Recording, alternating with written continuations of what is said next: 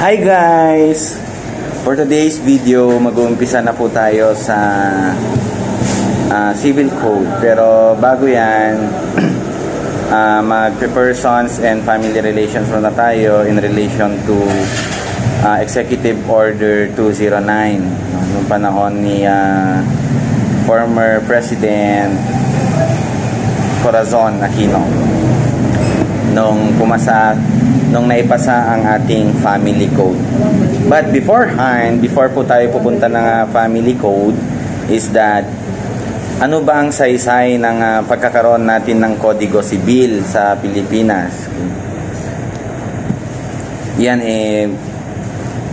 ang ating civil code governs our civil relations to each other. So dapat bago ka ma-subject sa ating civil code, you need to become a person.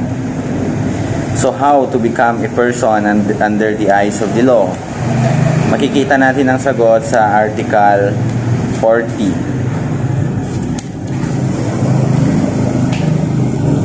Okay. Article 40 on natural persons provides that birth determines personality,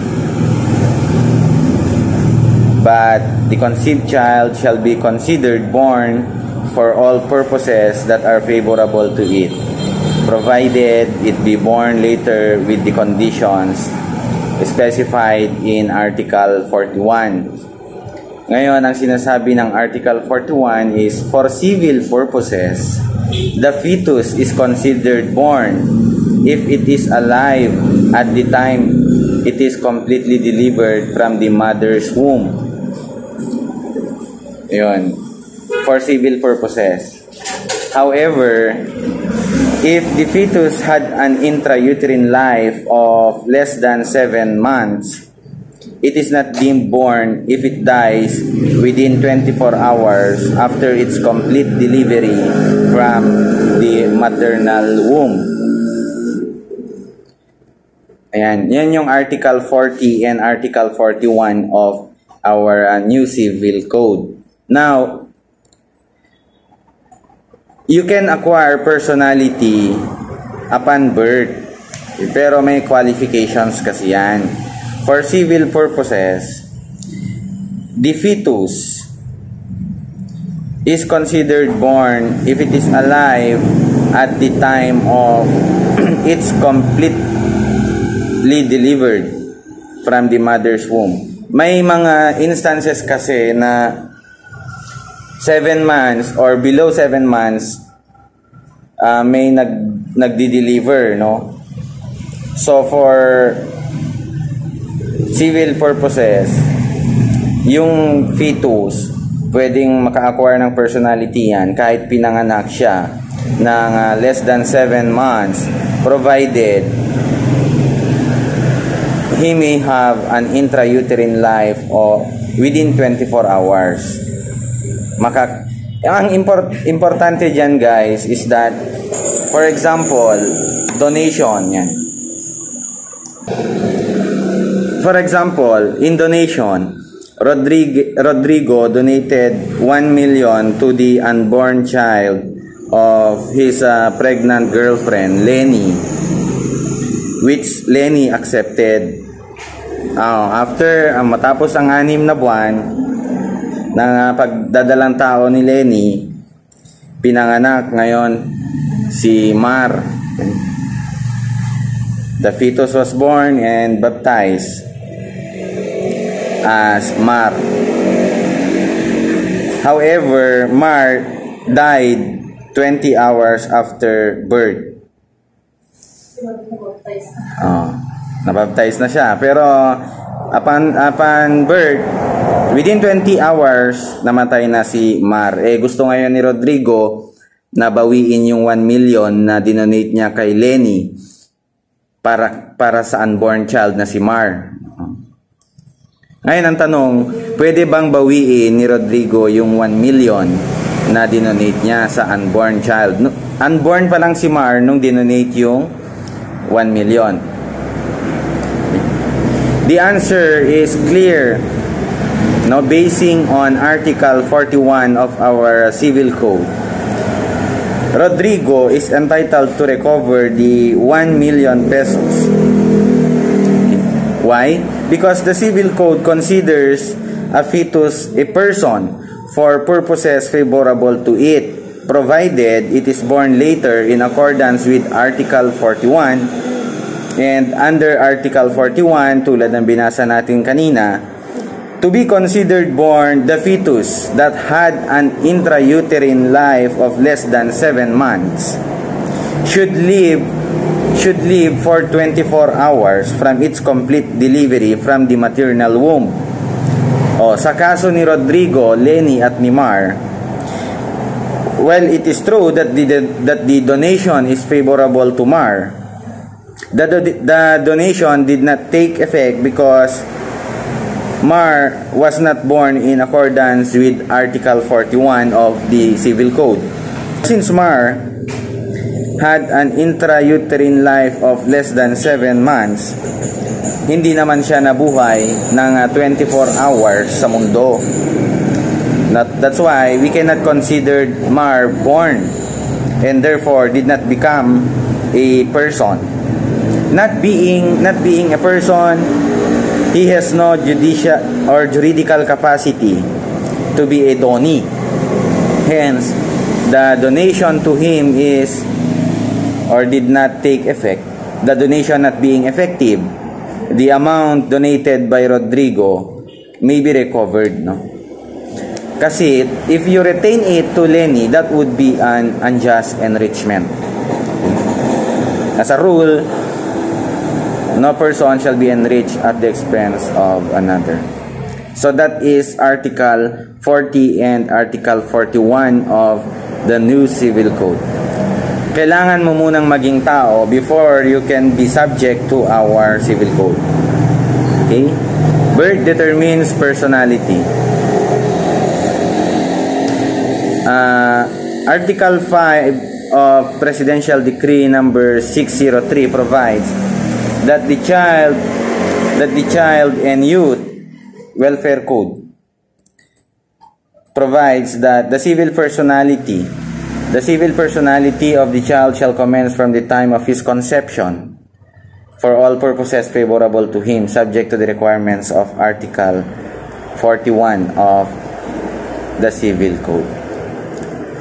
Di pinanganak ka na, meron ka na, provided na buhay ka. If you have an intrauterine life of less than 7 months, and provided that you live for 24 hours, then you become a person, and therefore you acquired a juridical personality. So mag-a-apply na sa'yo ang new Civil Code of the Philippines. The effect of death upon the rights and obligations of the deceased is determined by law, by contract, or by will. Yan.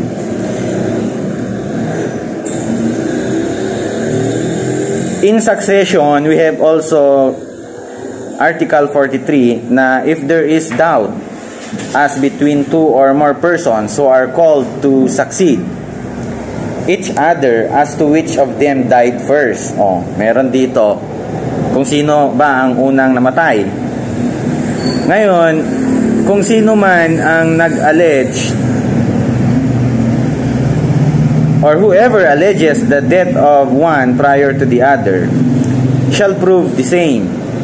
In the absence of proof, it is presumed that they died at the same time and there shall be no transmission of rights from one to the other. We are talking sa persons, okay? Now, we have two types of persons. We have the natural persons, tayo na nabubuhay, may hininga. We are the natural persons under the eyes of the law. We have also the juridical persons. Ito yung juridical persons created by law to have a separate and distinct personality from its compositors, no? Sa mga composition. Under Article 44 of the New Civil Code, the following are the juridical persons: the state and its political subdivisions, other corporations, institutions, and entities for public interest or purpose created by law Their personality begins as soon as they have been constituted according to law.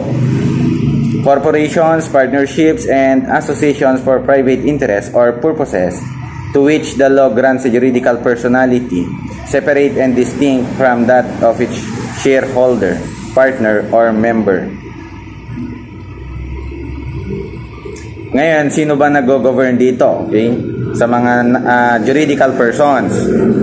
Article 45 of the New Civil Code provides that juridical persons mentioned in number 1 and 2 of Article 44 are governed by the laws creating or recognizing them. Diyan tayo nagkakaroon ng with and without original charter. May mga public corporations, may mga private corporations. Now, under Article 45, juridical persons such as the state and its political subdivision and other corporations, institutions, and entities for public interest or purposes created by law, their personality is governed by the laws creating or recognizing them. Okay, private corporations are governed by Batas Pambansa Bilang 68, but it is already amended. We have already the revised Corporation Code. Partnership and associations for private interests or purposes are governed by the provisions of the New Civil Code, the law on partnership. Now, juridical persons may acquire and possess property of all kinds, as well as incur obligations and bring civil or criminal actions in the conformity with the laws and regulations of their organizations. Pwede rin silang umasa na parang natural na tao. They can acquire and possess properties of all kinds. They can sue and be sued.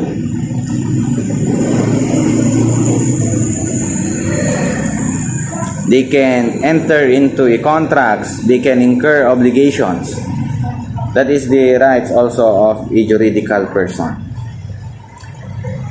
Upon the dissolution of corporations, institutions, and other entities for public interest or purposes mentioned in number 2 of Article 41, ito yung the state and its political subdivisions and other public corporations. Kapag yan na-abolish, nabuwag, na-dissolve, saan mapupunta yung mga properties nila, yung mga gamit nila, yung mga building, yung mga lupa. Okay, their property and other assets shall be disposed of in pursuance of law or the charter creating them. If nothing has been specified on this point, the property and other assets shall be applied to similar purposes for the benefit of the region, the province, or the municipality which during the existence of the institution derive the principal benefits. So yung munisipyo, yung probinsya, or the region where during its existence derive benefits therefrom. Pag na-abolish or na-dissolve ang public corporation for public interest and purposes under paragraph 1 and 2 of Article 45 or under Article 44 of the New Civil Code on juridical persons. So may dalawa pong uri ng person sa ating Civil Code. So, we already acquired juridical personality. Persons na tayo. Now, we enter, kapag pinanganak ka, di syempre, magiging subject ka na ng Civil Code. May batas na sa'yo. Punta naman na tayo sa, lalaki ka na bilang bata. Punta na tayo sa Family Code or EO 209. Dito sa Family Code, dito na ikakasal ang iyong mga magulang. Or dito ka na ikakasal. Dito na magiging langit o impyerno ang buhay mo. Marriage is a special contract of permanent union between a man and a woman, entered into in accordance with law for the establishment of conjugal and family life. It is the foundation of the family and an inviolable social institution whose nature, consequences, and incidents are governed by law and not subject to stipulations. Except marriage settlements may fix the property relations during the marriage within the limits provided by this code. Yung marriage settlement kasi, on how you govern your properties and your future properties, yung mga ma-acquire mo after the celebration of your marriage.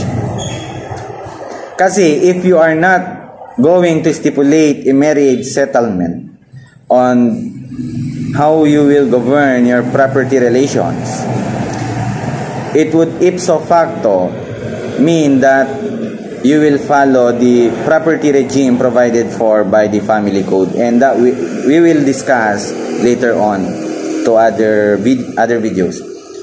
Proceed tayo sa essential requisites ng marriage.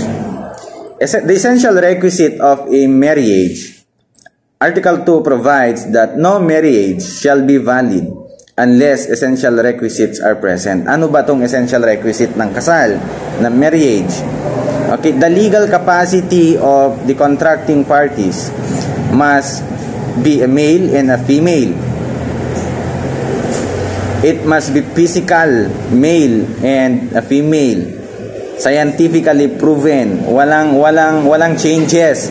Hindi yung female, hindi yung male ka noon, naging female ka ngayon. From birth, you should be a male. And since birth, you should be a female. Okay. And consent freely given in the presence of the solemnizing officer. Yung I do. That is the consensual. Because it is also a contract. A special contract of permanent union between a man and a woman. That is marriage. The formal requisites, formalities.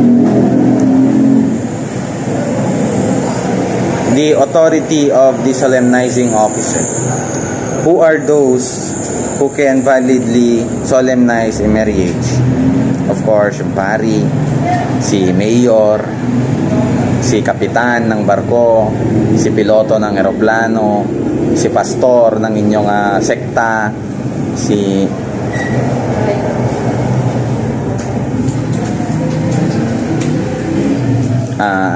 kahit yung tao na with good reputation sa malalayo or far-flung barrios na hindi makaabot sa sa kabihasnan, they can solemnize marriage in exemptional circumstances. So that is the authority. Si consul. Si consul pwede mag-solemnize sa marriage? Si ambassador? Okay, si consul. Doon yung mga OFW without legal impediments to marry each other, they can contract a marriage in the Philippine Embassy to be solemnized by the solemnizing officer there, who is the consul.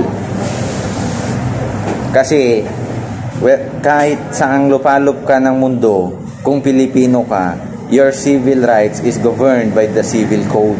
Kung anong sinasabi ng civil code o ng family code, kahit nasa Europa ka pa, nasa Amerika ka, the law, your personal law would always be the Philippine law, which is sa civil code or the family code.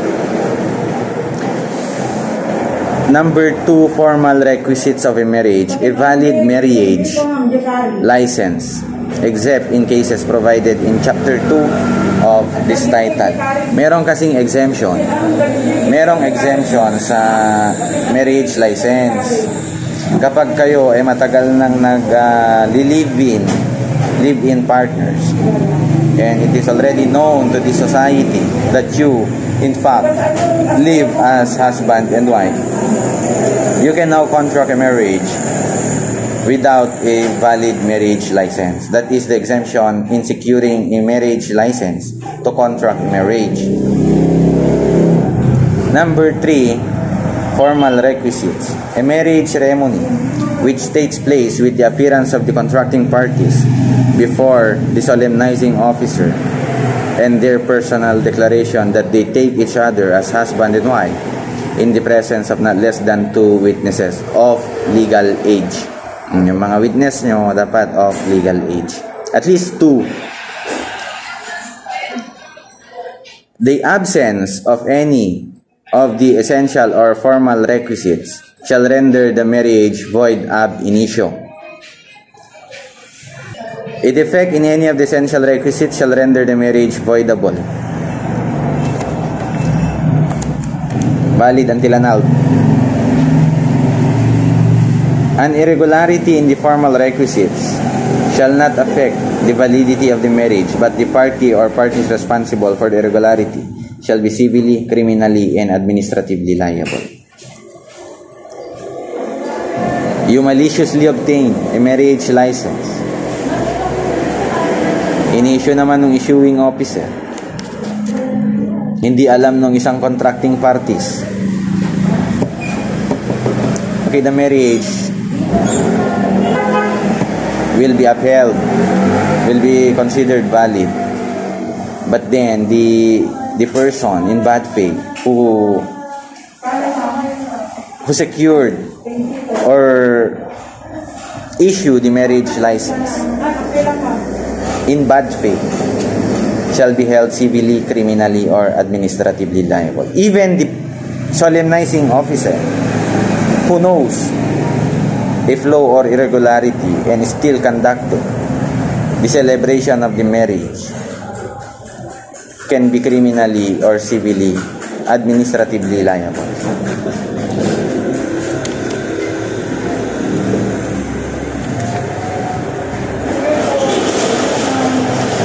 Any male or female of the age of 18 years or upwards,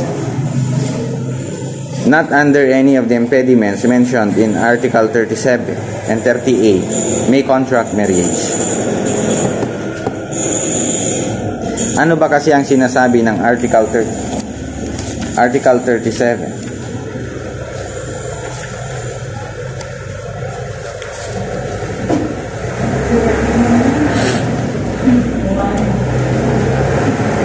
Any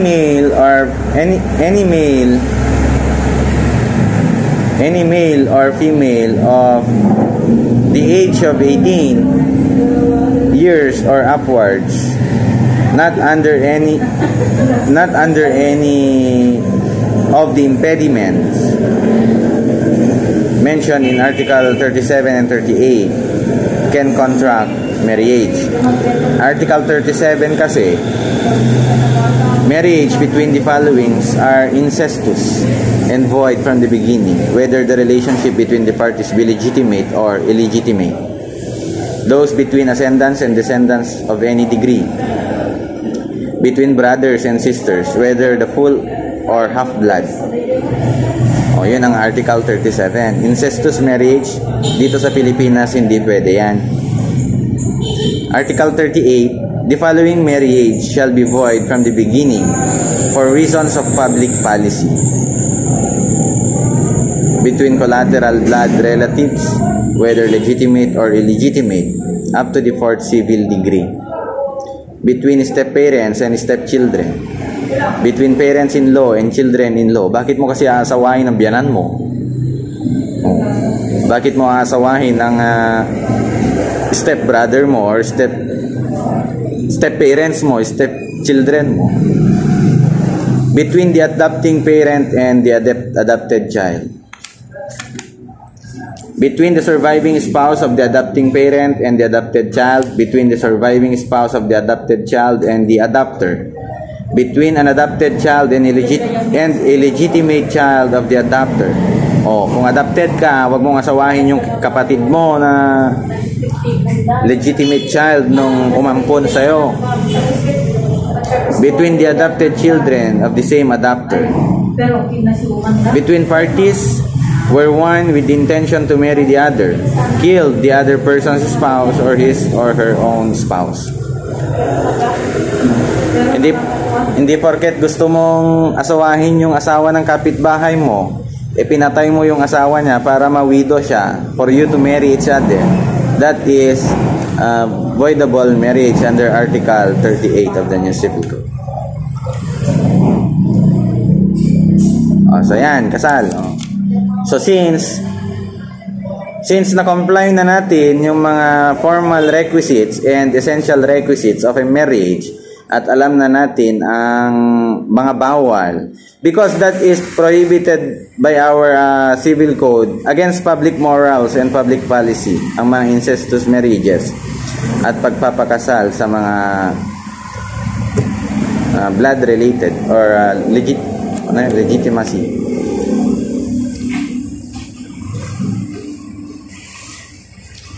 Kahit saan pwede kayong ikasal. Because Article 6 of the Family Code prescribe no form or religious rite for the solemnization of the marriage. Walang required.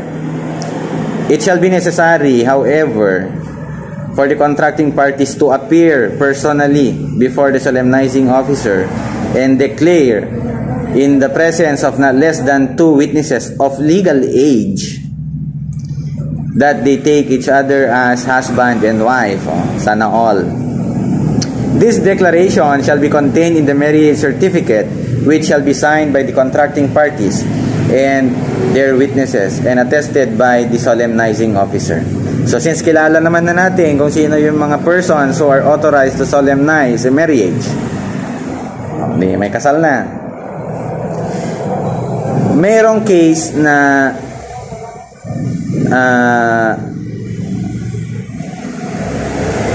the party is unable to sign the marriage certificate.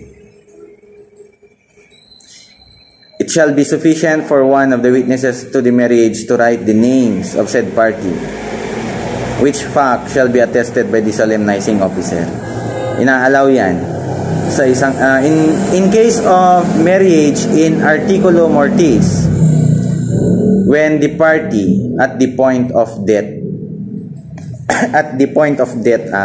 buhay pa siya, huwag mong pakasalan yung patay, because marriage is a consensual contract. Okay? You need the consent of the other contracting parties. Now, yung patay na tao, how could he give his consent if he is already dead? And as we all know, death extinguishes your civil personality. Hindi ka na naman pwede, hindi ka na naman shoot dyan. Okay? At the point of death, articulo mortis. So, sino-sino ang mga tao na pwedeng mag-solemnize ng marriage? Any incumbent member of the judiciary within the court's jurisdiction. Yan, si judge. Pwedeng magpakasal yan.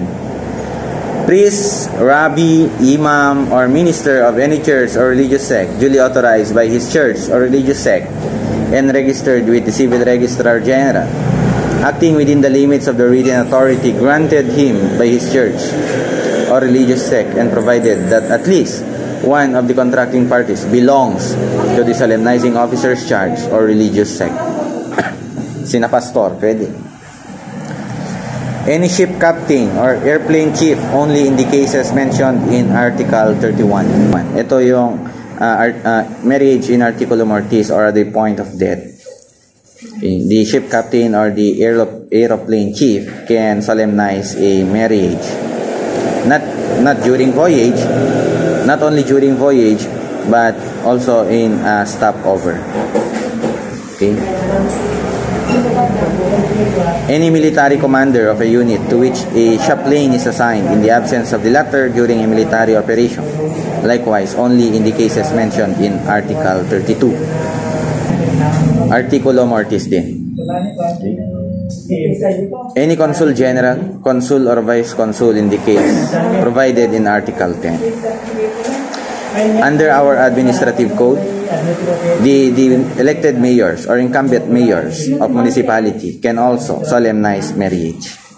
And in some exceptional circumstances, a person of good repute to the community can solemnize marriage, provided that the community is already far from the city or known municipality.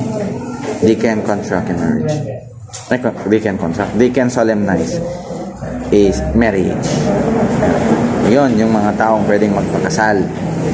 Yun yung mga taong pwedeng mag-solemnize ng marriage.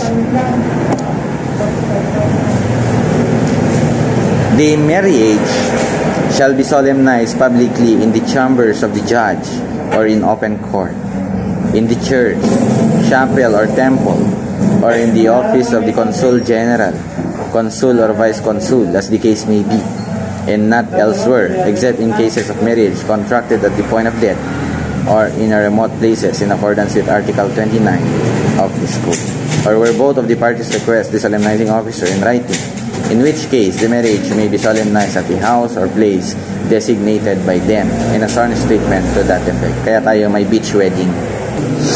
Sino ang mag-i-issue ng marriage license? It is the local civil registrar of the city or municipality where either contracting party habitually resides, except marriages where no license is required